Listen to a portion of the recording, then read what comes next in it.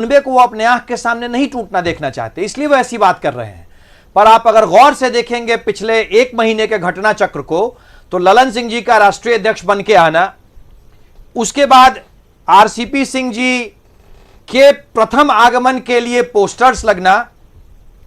मैं फिर गौर करा रहा हूं, आरसीपी सिंह जी के पटना आगमन की तारीख में पोस्टर लगना जदयू कार्यालय के बाहर एक पूर्व विधायक द्वारा, जो पार्टी के वरिष्ठ कार्यकर्ता और पदाधिकारी हैं, जिसमें राष्ट्रीय अध्यक्ष का नदारद रहना। आगे और आइए, संसदीय दल के नेता का यह कहना कि इकलौते केंद्रीय मंत्री बिहार के आगमन पे हैं, उनके कार्यक्रम, उनके स्वागत के कार्यक्रम की मुझे कोई जानकारी नहीं है। उससे आगे चले आइए, आज के उनके स्वागत समारोह में जदयू के वरिष्ठ पदाधिकारियों की अनुपस्थिति। और क्या बातें आप जानना चाहते हैं? यह बात स्पष्ट हो चुकी है कि नीतीश कुमार की जदयू में अब सत्ता का संघर्ष सतह पे आ चुका है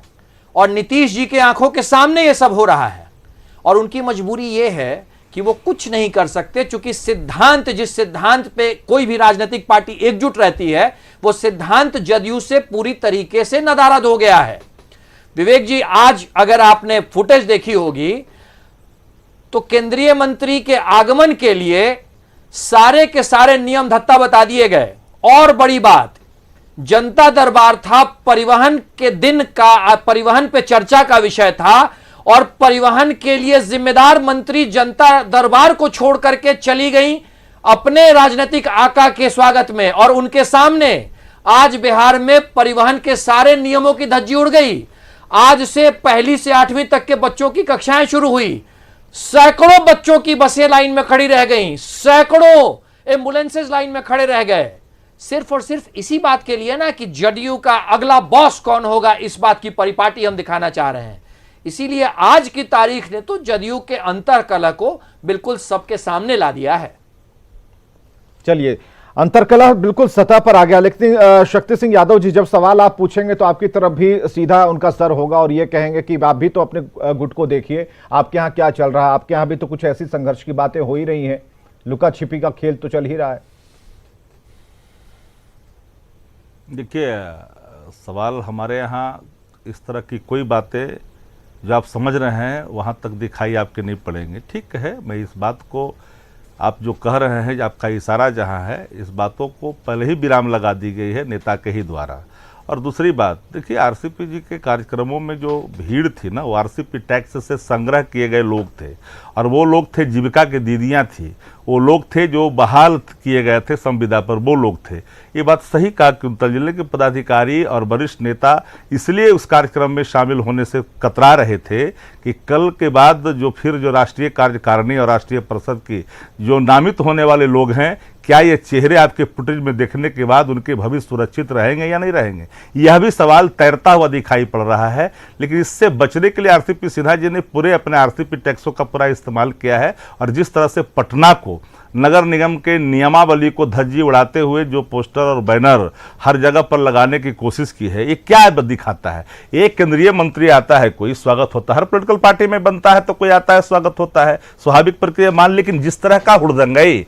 और जिस तरह का आभा प्रकट करने की कोशिश करना और यह कहना कि भले ही हम राष्ट्रीय अध्यक्ष नहीं है, मेरा चलेगा, तो ये बात तो साफ साफ खुल गई। और ललन सिंह जी पूरी तरह से आपके सारे फुटेज को देख रहे हैं और लोगों से बात भी कर रहे हैं, उनके लोग भी बात कर रहे हैं। क्या है भीड़, बताइए, हमसे बढ़िया है कि खराब है, यह भी मूल्यांकन हो रहा है। तो इन मूल्यांकनों के बीच में बिहार की जनता बेवकूफ़ नहीं है, बिहार की जनता उड़ती चिड़िया को हल्दी लगाने वाला है। ये बात समझ लेनी चाहिए सबको। राजनीतिक भूमि है, शांति की भूमि है और राजनीतिक भूमि है, कई आंदोलन के गवाह रहा है बिहार, और इस बिहार की भूमि इन सभी इनके झंझावातों को, इनके नापाक इरादे को, इनके अधिनायकवाद थोपने की नीतियों को बड़ी ही गंभीरता पूर्वक देख रही है। और जदयू दो राहें पर है। विवेक जी, आप नोट कर लीजिए, कल के बाद मैं कभी भी जब आपके डिबेट में आऊंगा तो आप इस बात के गवाह रहेंगे, जदयू दो राहें पे खड़ी है और नीतीश कुमार मजबूर और लाचार, अनुकंपाई मुख्यमंत्री बिहार के नीतीश कुमार जी पूरी तरह से इन दिनों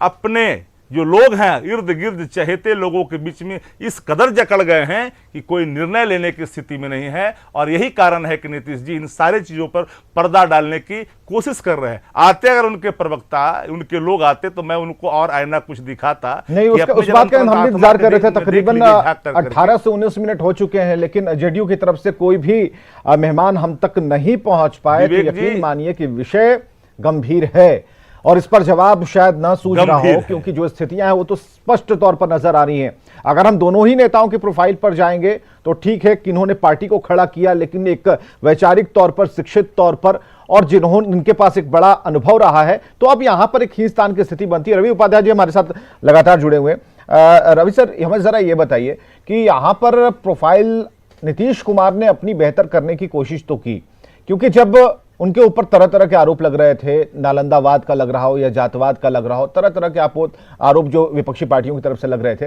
उसे उन्होंने एक सिरे से बिल्कुल कहते हैं लिप पोत देना, उस तरह के तरीके से उन्होंने डिस्ट्रीब्यूट कर दिया, कोई सवाल न रहा।